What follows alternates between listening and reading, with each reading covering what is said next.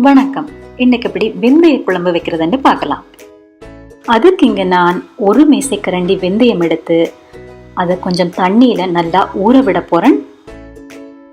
இந்த வெந்தயம் ஒரு 15 நிமிஷங்களுக்கு ஊறட்டும். அதே மாதிரி ஒரு தேசிக்காய் அளவு புளி எடுத்து அதையும் ஒரு 15 நிமிஷம் ஊற விட போறேன். இங்க வெந்தயம் நல்லா ஊறிட்டுது. இப்ப 45ல இருந்து ஒரு 50 சின்ன வெங்காயம் எடுத்து அதை உரிச்சு வச்சுக்கொள்ளுவோம். இப்ப எப்படி வெந்தய குழம்பு வைக்கிறதுன்னு பார்க்கலாம். இப்போ ஒரு பேன்ல 4 மேசைக்கரண்டி நல்லெண்ணெய் விட்டு கொள்ளுவோம். அது கொஞ்சம் சூடானதுக்கு பிறகு இதோட கொஞ்சம் பெருஞ்சீரகம் சேர்த்து கொள்ளுவோம். 2 செத்தல் மிளகாய் சேர்த்து கொள்ளுவோம். அதுக்கு பிறகு ஒரு கட்டு கறிவேப்பிலை சேர்த்து கொள்ளுவோம்.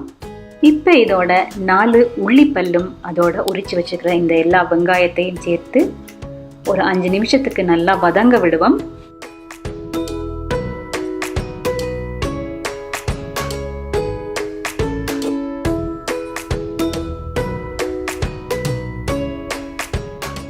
இந்த வெங்காயம் ஒரு 3 நிமிடங்கள் வதங்கினதுக்கு பிறகு ஊற வச்ச இந்த வெந்தயத்தை இதோட சேர்த்து கொள்ளுவோம்.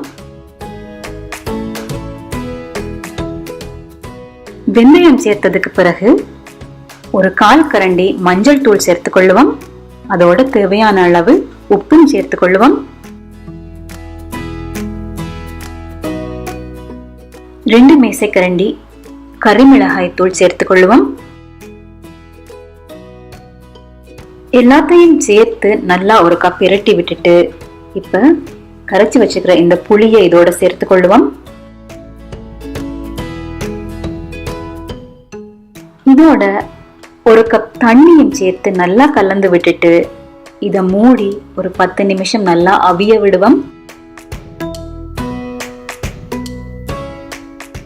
10 நிமிஷத்துக்கு பிறகு திறந்து கரண்டியால ஒரு கலந்து விட்டுட்டு திரும்பவும் மூடி ஒரு 5ல இருந்து 10 நிமிஷம் அவிய விட்டீங்கன்னா உங்களுக்கு சுவையான வெந்தய குழம்பு தயாராகிரும். இந்த கறியோட சேர்த்து புளி மிளகாய் தூள் எல்லாமே சேர்ந்து நல்லா அவிஞ்சு ஒரு கெட்டித்தன்மையா வரைக்குள்ள இதை நாங்கள் இறக்கிக் கொள்ளலாம். இங்க சுவையான சூப்பரான வெந்தய குழம்பு தயாராகிட்டது. நீங்களும் ட்ரை பண்ணி பாருங்க. உங்களுக்கு பிடிச்சிருந்தா உங்களுடைய கருத்துக்களை பகிர்ந்து கொள்ளுங்க. நன்றி.